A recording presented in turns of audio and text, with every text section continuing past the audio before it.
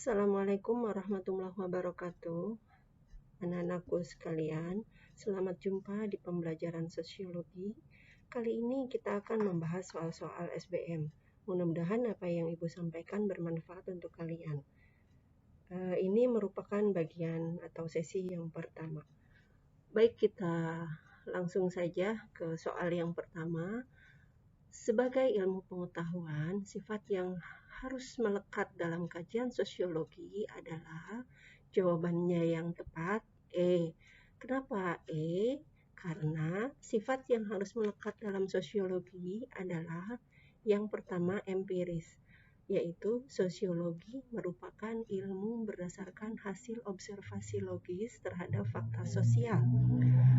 Empiris merupakan pengalaman di lapangan, di masyarakat, di mana kejadian-kejadiannya itu faktual, fakta, bukan hoax, ya, bukan diada-ada, tapi memang fakta. Nah, kedua, non-etis. Non-etis adalah sosiologi tidak menilai baik buruknya fakta, tetapi bertujuan menjelaskan fakta secara mendalam atau analisis. Contohnya misalnya ketika di masyarakat terjadi tawuran. Nah, sosiologi tidak melihat siapa yang memulai, siapa yang bersalah dalam hal ini, tetapi sosiologi melihat faktanya bahwa tawuran itu tidak baik untuk masyarakat misalnya, contoh untuk masyarakat. Nah, itu seperti itu. Kemudian selanjutnya yang ketiga, teoritis. Teoritis berusaha memberikan teori yang berasal dari abstraksi hasil observasi sehingga menunjukkan pernyataan yang logis. Teoritis di sini mengambil teori-teori yang sudah ada, ya, dari para pakar. Ya, jadi para pakar sudah membuat teori-teori, kemudian di sini dikaitkan dengan kejadian-kejadian fakta yang ada di lapangan. Kemudian kita kaitkan dengan teori-teori mana yang memang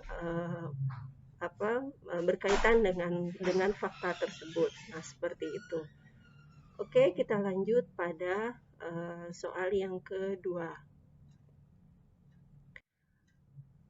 Berikut ini yang bukan merupakan objek kajian sosiologi adalah jawabannya D. Kenapa D? Nah, pembahasannya adalah objek kajian sosiologi adalah masyarakat. Jadi objek kajian sosiologi itu masyarakat, kemudian dilihat dari hubungan antar manusia dalam masyarakat dan proses yang timbul dari hubungan antara manusia tersebut. Misalnya perubahan sosial, struktur sosial, dan interaksi sosial. Contoh kita katakan interaksi sosial.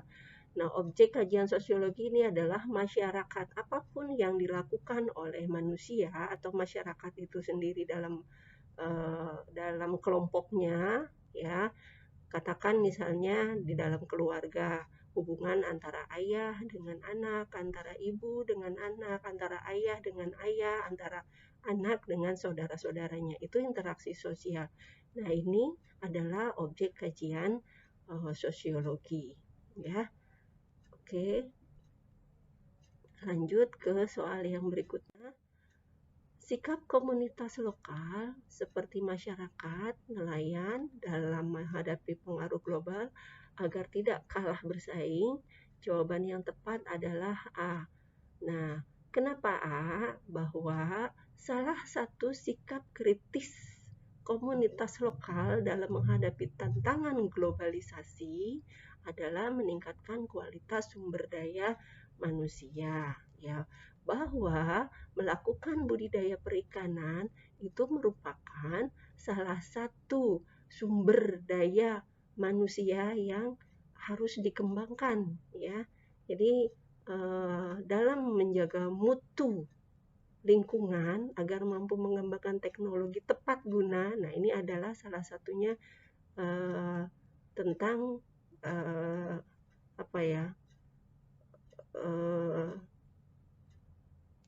melakukan budidaya perikanan tadi, gitu ya.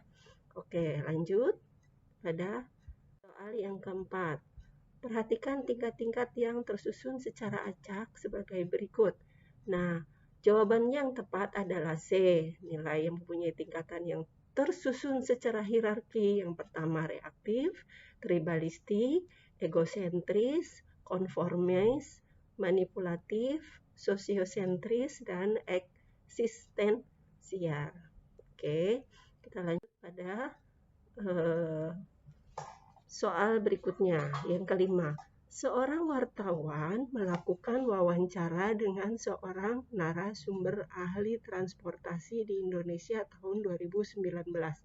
Data yang didapat berupa faktor-faktor yang membuat terjadinya penurunan penumpang pesawat yang cukup besar dibandingkan tahun sebelumnya.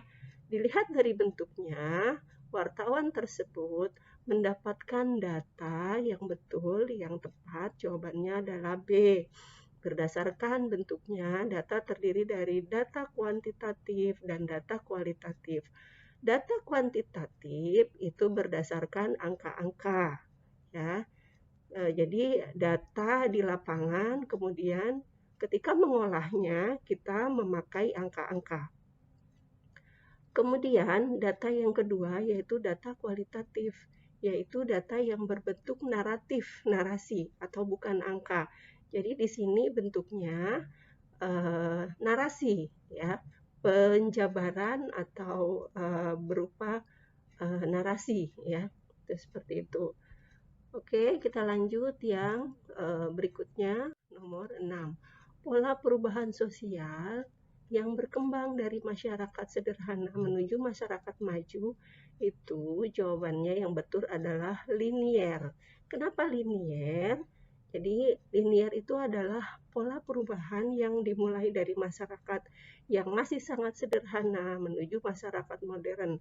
Contohnya, ya, pada zaman purba kita mengenal yang namanya zaman batu. Zaman batu pun dibagi-bagi ke dalam beberapa fase, ya. Misalnya zaman Paleozoikum, Mesozoikum, kemudian Neozoikum. Nah, itu ya. Kemudian kita ke soal berikutnya.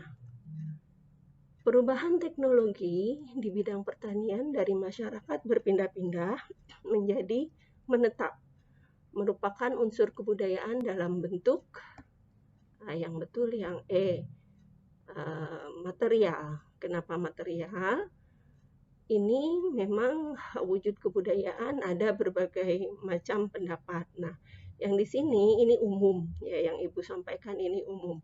Jadi yang pertama adalah sifat ide, ya, atau sistem ide gagasan. Gagasan ini berupa nilai dan norma. Kemudian yang kedua sistem sosial berupa tindakan, dan ketiga artefak atau material, yaitu berupa hasil karya manusia. Nah, yang pertama ide atau gagasan ini berawal dari ketika para pendahulu kita, ya, nenek moyang kita misalnya, mereka berada dalam satu komunitas, ya. Kemudian mereka butuh yang namanya aturan-aturan, ya. Nah, aturan-aturan tersebut itu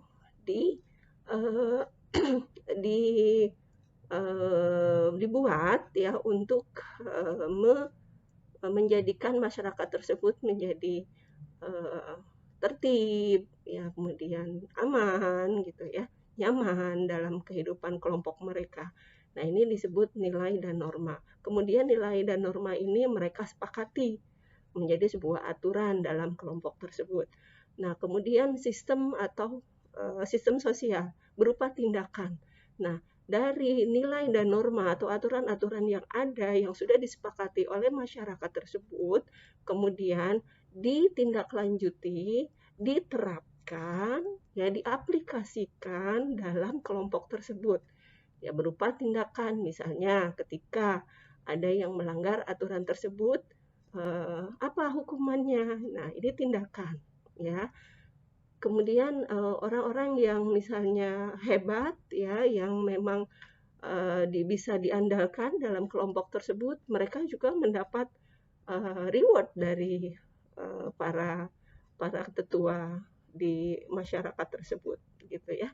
Kemudian yang ketiga yaitu artefak atau material. Nah, ini berupa hasil karya manusia itu sendiri. Untuk apa karya manusia itu diciptakan? Untuk memenuhi kebutuhan daripada tindakan tadi, ya. Tindakan manusia, misalnya untuk pemenuhan kebutuhan. Ya, pada zaman purba dulu orang-orang kita kenal dengan zaman batu misalnya. Nah, mereka membuat batu-batu tersebut untuk pemenuhan kebutuhan mereka, untuk memudahkan hidup mereka. Maka dibuatlah yang namanya chopper, dibuatlah yang namanya sampai sekarang kita mengenal yang namanya karya manusia seperti mobil, ya motor, pesawat, terbang dan lain sebagainya. Itu tidak lain untuk memudahkan manusia itu sendiri dalam beraktivitas. Demikian pembahasan kita kali ini. Silahkan kalian menyaksikan video berikutnya di sesi kedua.